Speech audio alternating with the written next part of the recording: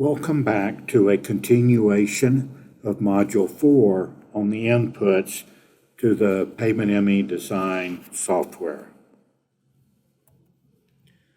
Module 4 is on the input parameters required for pavement design. We've discussed the design criteria and reliability, and now we're going to move our attention to the climate inputs. This will consist of submodule 4.2 on climate inputs that are required for pavement design using the Pavement ME design software itself. Climate has a significant impact on pavement performance and design. The focus of Module 4.2 is to summarize the climate input variables and how the Pavement ME design software accounts for and/or uses the climate data to predict changes in pavement and layer responses and distresses for use in design. There are 5 learning outcomes under Module 4.2 on climate inputs. The first is to define the goal of the climate variables and overview how they are used in the Pavement ME design software for pavement design. The second is to list the climate input variables that are used in the Pavement ME design software relative to pavement design and performance. The third will be to discuss the different climate data sets that have been used in the PMED software. The fourth is to discuss how the enhanced integrated climatic model, referred to as the EICM, to estimate the change in temperature and water content throughout the different pavement layers and over the design life of the pavement structure. And the fifth learning outcome is to explain how the climate variables or parameters impact pavement design in the Pavement ME design software itself. Now, the MEPDG Manual of Practice, specifically Chapter 8, determines the site, condition, and factors associated with a design segment. Section 8.2 of Chapter 8 focuses on the climate data sets themselves. So now we'll go to the Manual of Practice and specifically look at Chapter 8 on determining site conditions and factors. And under 8.2 is where we focus on climate, or where the MEPDG Manual of Practice focuses on climate.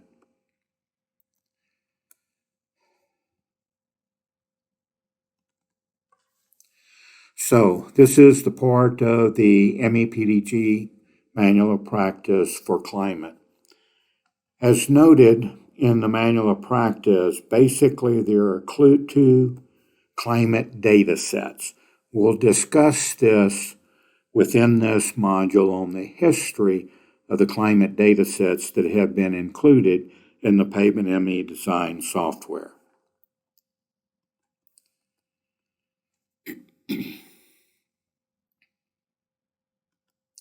So now going back to the presentation and continuing,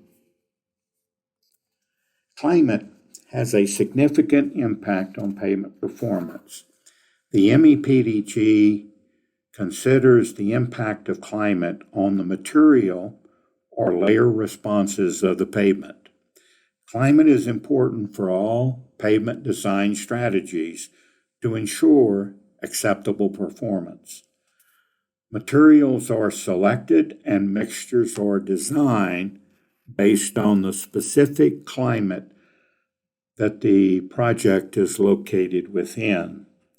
Materials and mixtures are designed to exhibit acceptable performance in all types of climates, going from very wet and or cold climates to very hot and or dry climates.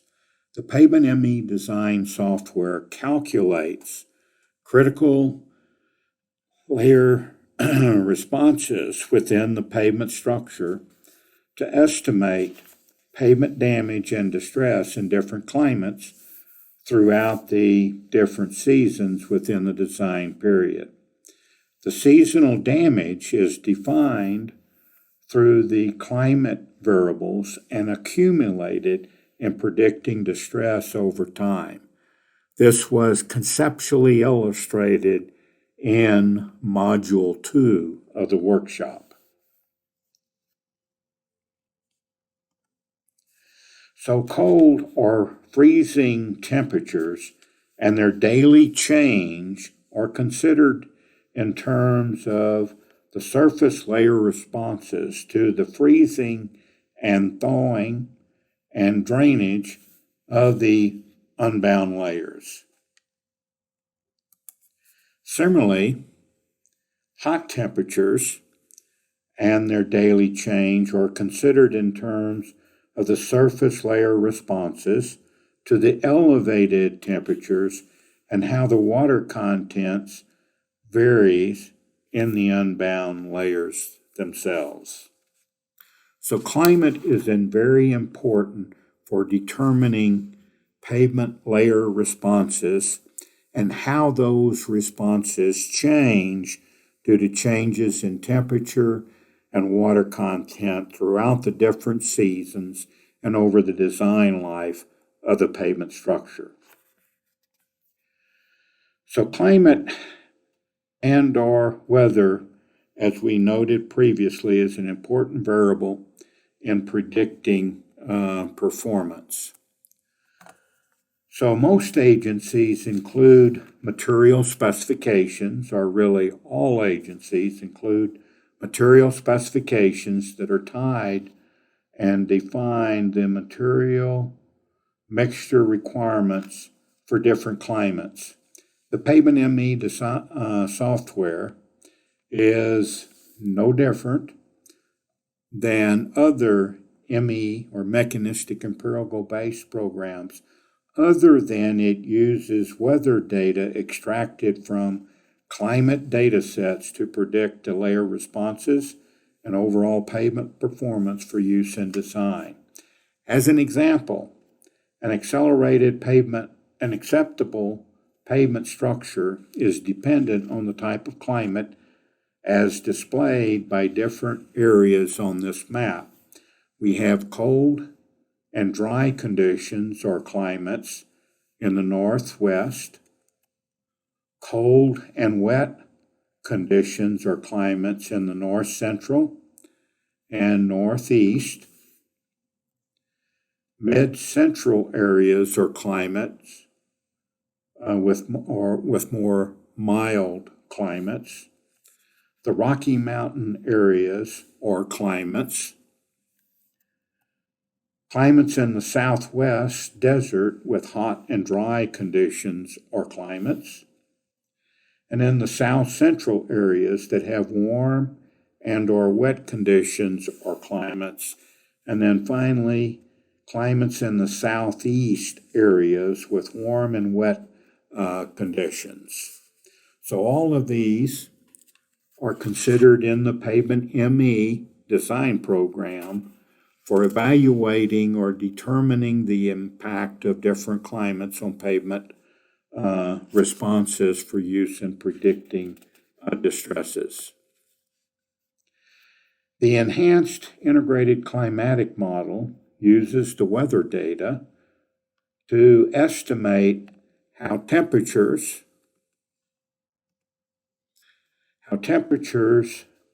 and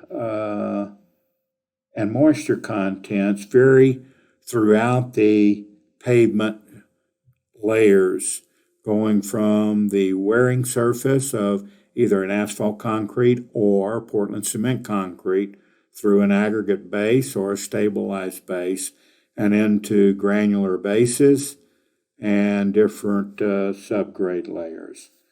The EICM estimates the change in temperature in all pavement layers, including the subgrade, to know when the layers are frozen and susceptible to increases in water content, and estimates the increase and decrease in water content of the unbound layers like an aggregate base, including the subgrade.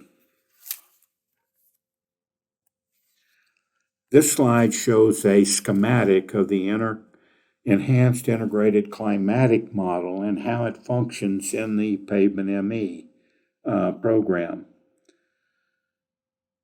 It also shows the overall process of the Pavement ME design software to calculate various properties included and used in the Pavement ME program.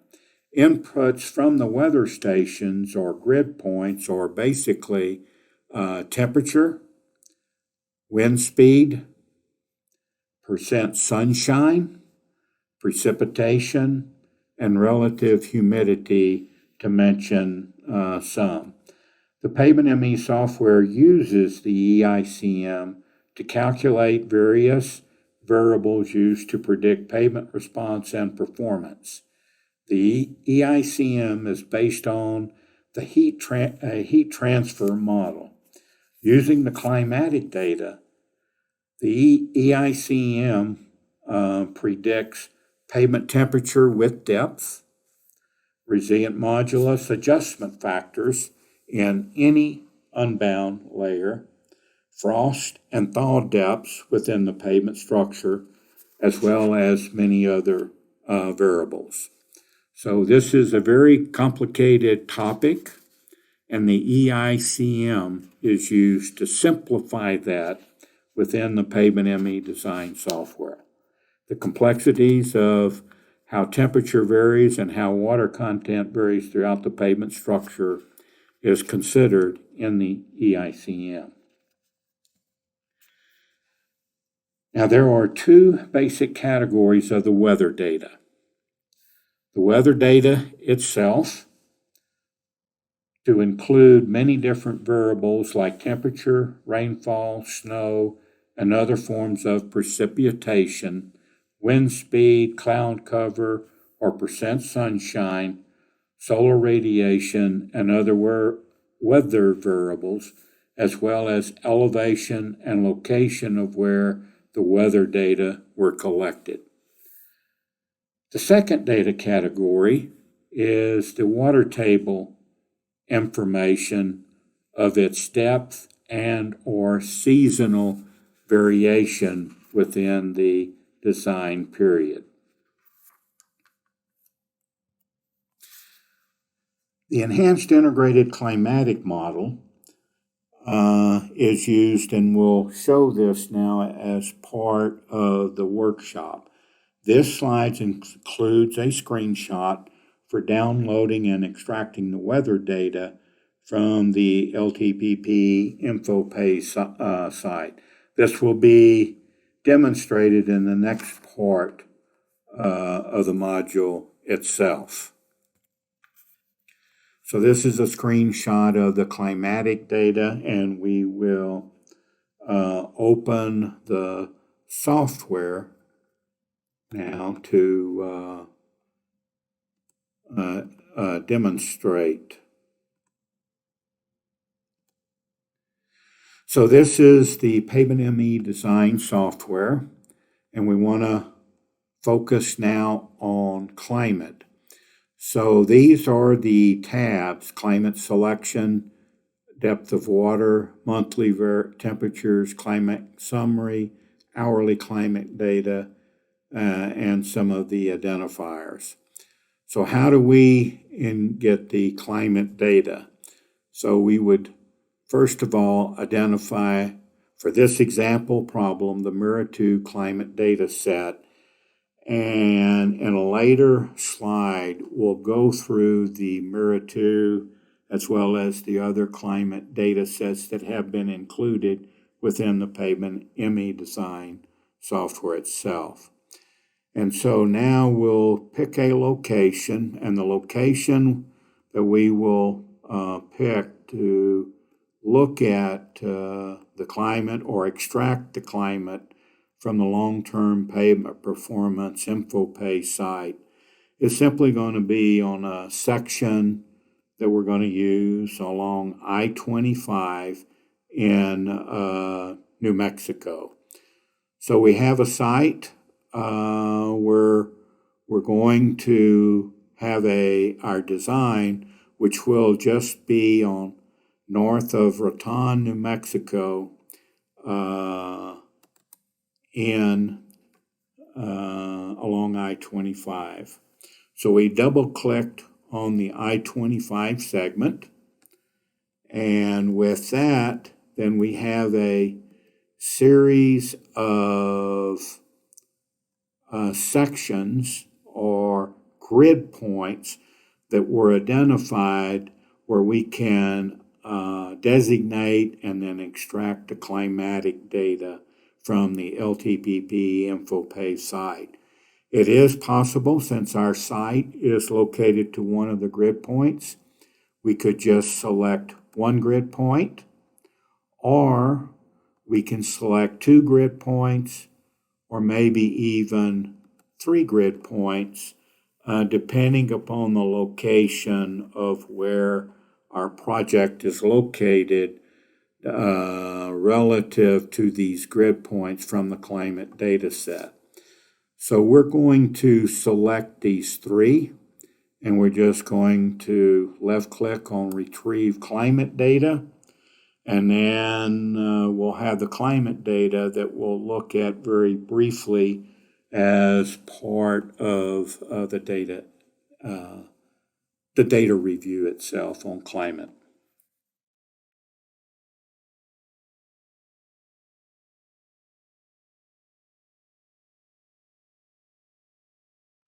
So now, since this has been extracted, we show that this is the elevation at the project's site, which is an interpolation of the three grid points that we selected.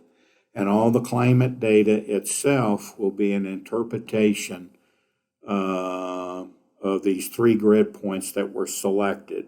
One of them was near Springer, New Mexico, another western Colorado, and another one in Colorado. These three grid points are used to determine the climate data at our specific project location site, which is shown by this pin just north of Raton, New Mexico, along I-25. So with that, then that's our climate selection. Our depth of water table is shown on this screen. We can either have an annual water table depth of 10 feet or 15 or 20 feet, or we could select, if we had various borings and we had a history of the water table depth at this site, we could put in the depth for each of the different areas. If we had, say in the autumn, where the water table was close to the surface, say 5 feet, but the other depths in the summer and spring, let's say 15 feet, and maybe the summer, maybe 25 feet. So you as a user can select different water table depths, which would come from experience with a different project or site condition factors for a specific site. Or we could simply select and say we're going to only use an average water table depth to represent the entire year. The monthly temperatures are now shown on this screen for the site for each of the months. What is the average monthly temperatures themselves? We also have a climate summary tab where the climate different information is provided. Mean annual air temperature for the site, mean annual precipitation for the site, the freezing index for the site, the average number of freeze-thaw cycles for the site, and the number of wet days for the site. Some of this information is used in some of the regression equations for evaluating or predicting, like IRI, International Roughness Index over time, predicting spalling, and also predicting or estimating how the water content is going to change over time for each of the different unbound layers. We can then look at the hourly climatic data going from different times. This is very detailed, so we're just going to show at least just the initial part and not get into all of the details itself. And this is the solar radiation, sunrise, sunset, and so on. And then simply identifiers is when the data was approved, the data was created, and so on. So the important part of the climate data is the climate grid point that we have selected for the specific site, as shown here. Remember, we selected 3 sites, these 3 that have been selected, and then the depth of the water table, which we entered as an annual value, and then some of the monthly temperatures, and then kind of just an overall climatic summary of some of the key variables used in the regression equations through Pavement ME. So with that, that's where the climate data set is located and how you get the climatic data into the program itself. So now let's go back to our presentation or our module, and we will basically continue. So we want to now go over, as mentioned previously, a history of the climate weather station data that has been used for the Pavement ME design software. This will just be a brief overview of the history of where the weather data is obtained for using in the Pavement ME design software. So the history of the climatic data. The weather data used in the Pavement ME design software has been or can be extracted from 3 different sources, which are listed on the slide. The first one is the ground-based, and that was originally used, the NOR, and then the Mirror2 data set.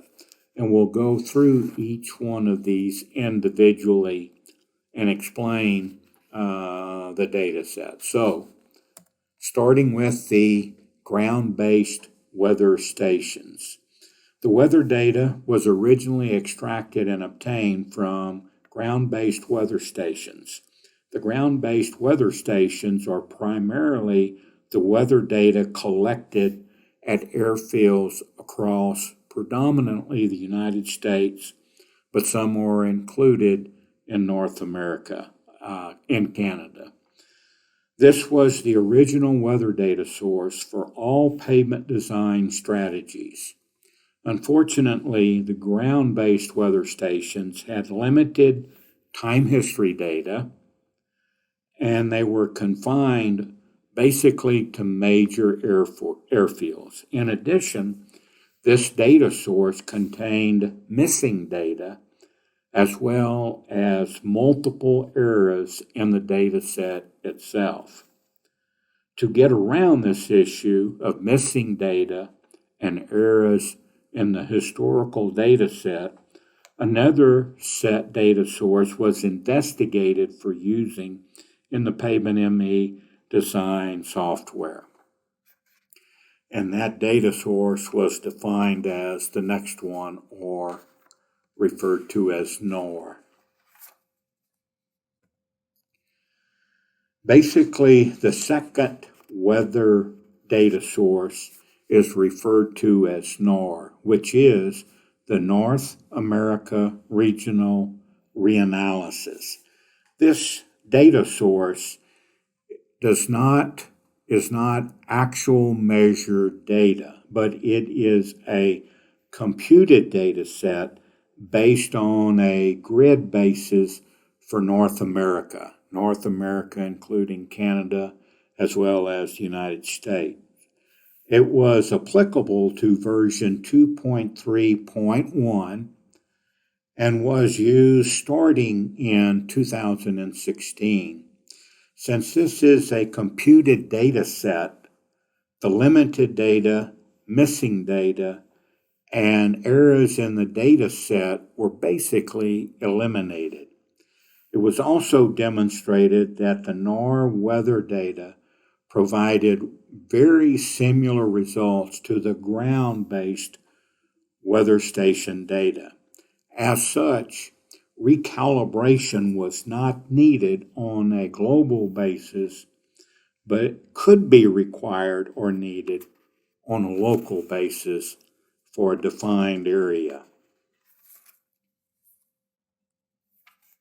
The third weather data source is referred to as the MERA-2 dataset.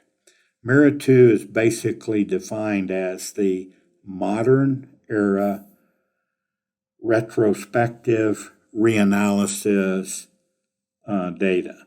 This data set is also a computed weather data based on a grid basis, but for the world, not just North America.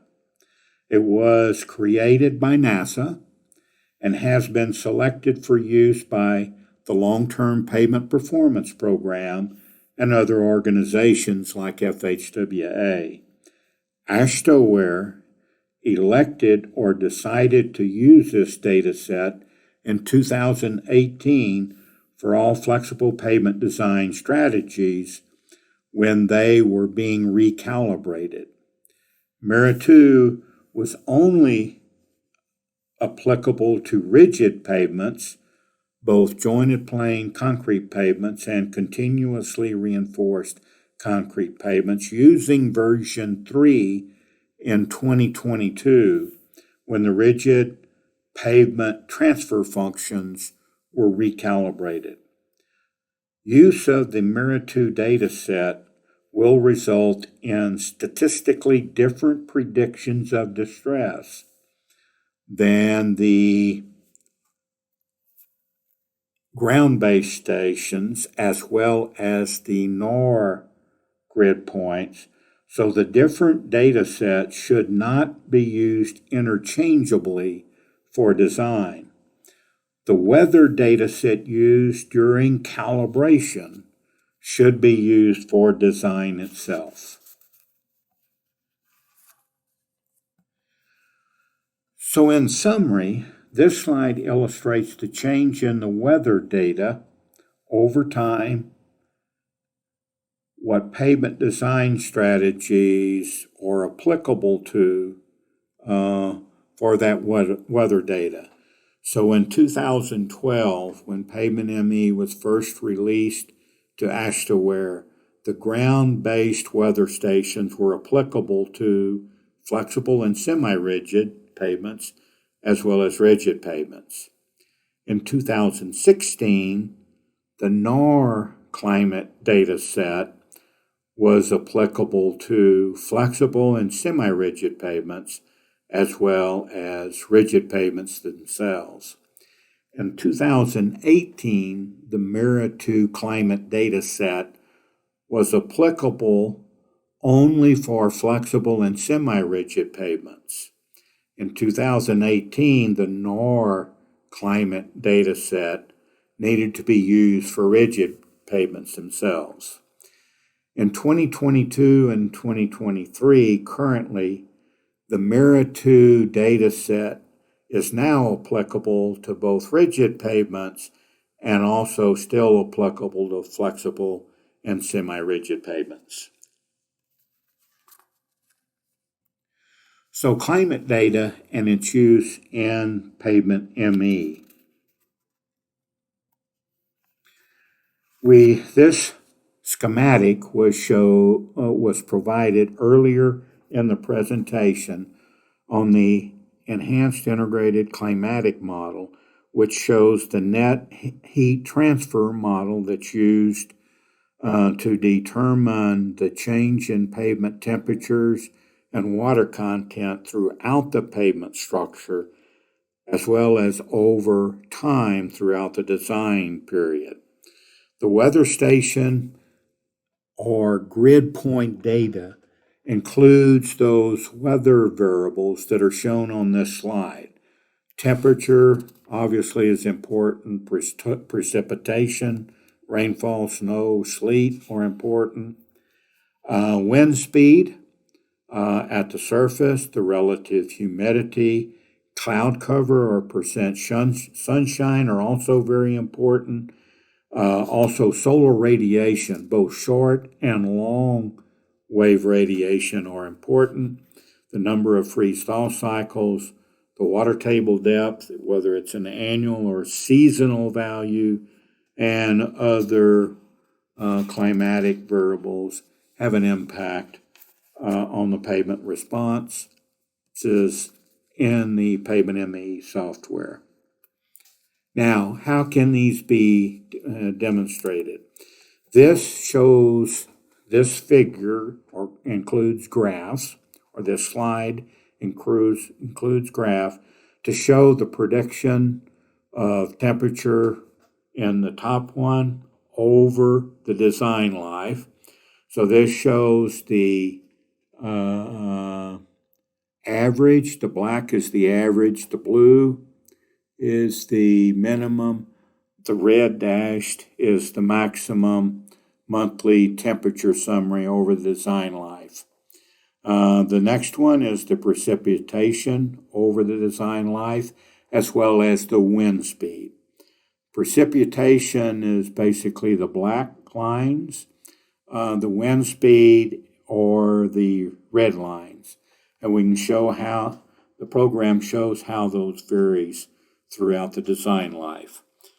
The third graph shows the monthly number of wet days and the maximum frost.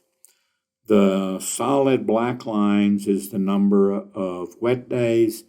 The blue dashed line is the maximum frost in terms of depth in the pavement structure.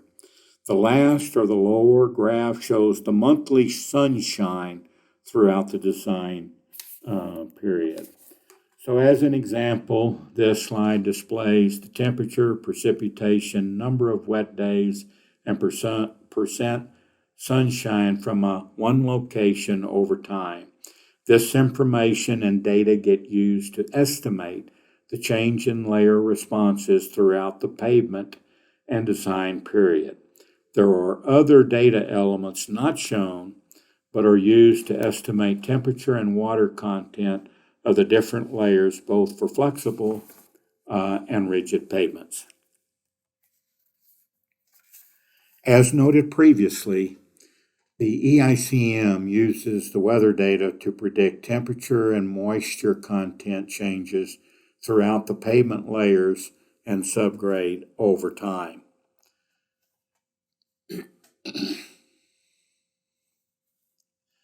So the water content in the unbound layers will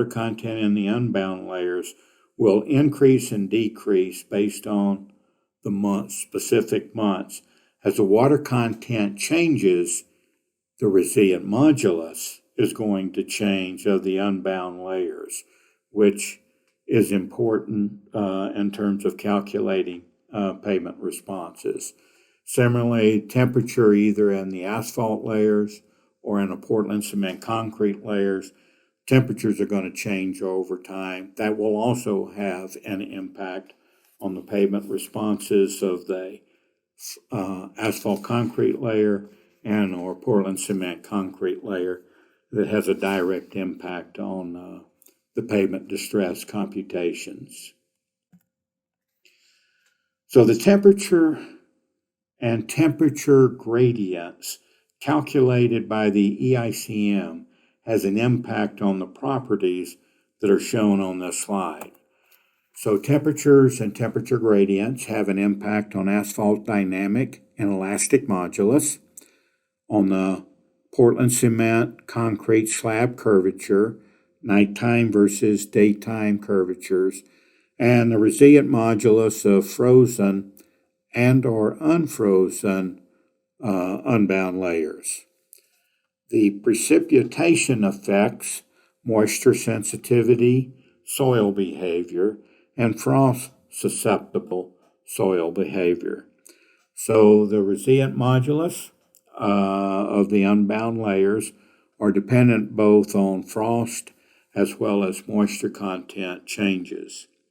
The freeze-thaw cycles, temperature and water contents both affect roughness through the material degradation and or site factor of the International Roughness Regression Equation, which we will get into when we start talking about rigid pavement design as well as flexible pavement design in modules 5 and 6. So this graph basically illustrates the change in dynamic modulus of an asphalt layer through a couple of seasonal or annual cycles. The seasonal temperature also impacts the creep compliance, the tensile strength, and Poisson's ratio of the asphalt layer itself. The dynamic modulus and Poisson's ratio do vary with depth, depending on the temperatures calculated at different depths, as well as how the speed affects the different asphalt layers throughout the depth of the pavement. The creep compliance and indirect tensile strength are only required for the wearing surface of the asphalt layer, so they do not vary with depth in the asphalt layer. The change in the asphalt material properties does have an impact on asphalt rutting, the fatigue cracks, both bottom up as well as top down fatigue cracks, transverse cracks, and smoothness itself.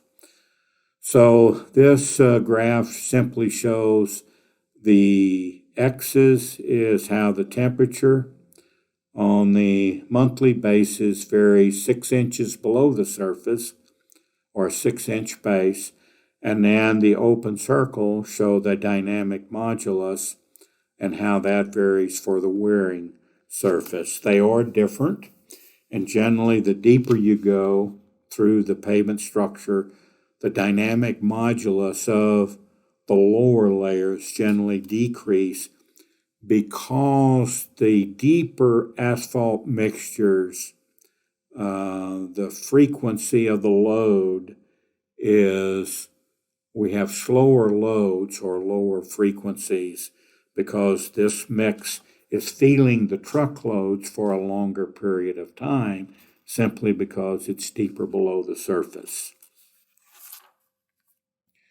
The climate impact also has an effect on the Portland cement concrete.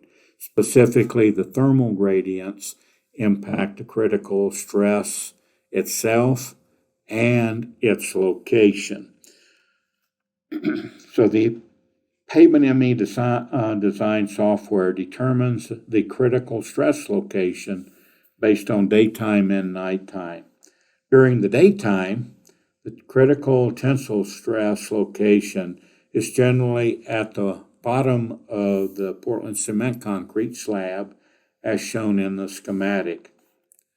During the nighttime gradients, the critical tensile stress location is generally at the top of the slab as shown in the schematic itself. The tensile stress and whether it is at the top or bottom of the slab impacts the Portland cement concrete fatigue cracking and smoothness predictions. The important point here is that temperature and temperature gradients are important in estimating or calculating the distresses and roughness of rigid pavements. Now for unbound layers, the change in the water content through the degree of saturation changes have an impact on the properties of the unbound layers through the resilient modulus of the aggregate base and subgrade for both flexible and rigid pavements, as well as pumping or loss of fines under the Portland cement concrete slab.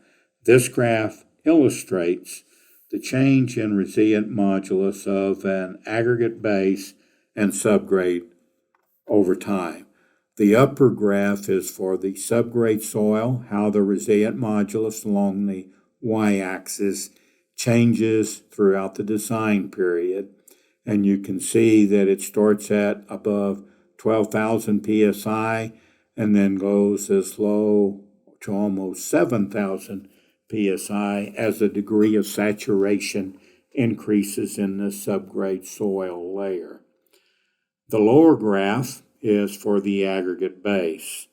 Similarly, the change in the modulus is determined by the change in the degree of saturation due to moisture content changes over time in the specific aggregate base. So the change in the properties of the unbound layers, the aggregate base and subgrade in turn, impact multiple distresses and smoothness of flexible and rigid pavements.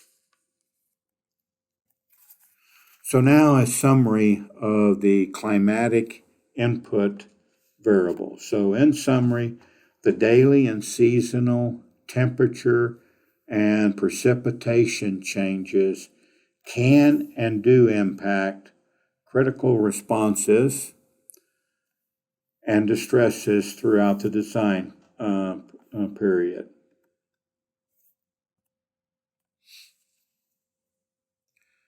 And remember when we started this module, the climate typically defines through the specification the minimum material requirements for placing different materials in different climates, as well as under different traffic levels.